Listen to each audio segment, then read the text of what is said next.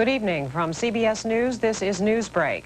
NASA has released new information tonight on the Shuttle disaster. Bruce Hall reports from the Kennedy Space Center. New film released tonight by NASA appears to show an unusual tongue of flame coming from the right solid rocket booster in the seconds before Challenger exploded.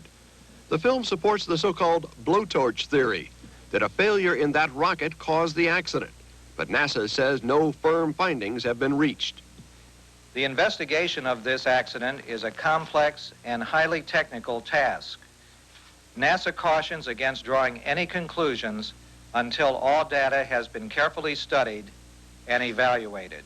NASA impounded these pictures immediately after the accident. Officials here would not say why the crucial evidence has been withheld from the public until now. Bruce Hall, CBS News at the Kennedy Space Center.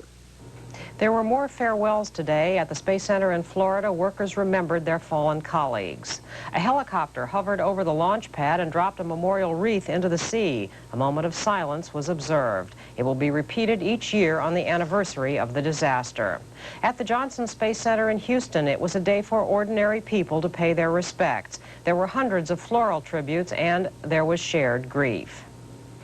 Soviet map makers announced today they've decided to name 2 craters on the planet Venus after Krista McAuliffe and Judy Resnick, the 2 women astronauts who died. Now this. I eat Chunky, the soup that eats like a meal. Because Chunky is packed with so many good things, it's got a taste you'll flip over. I can't believe I said that. Chunky, the soup that eats like a meal. I'm Marlene Sanders, CBS News, New York. More news later on this CBS station.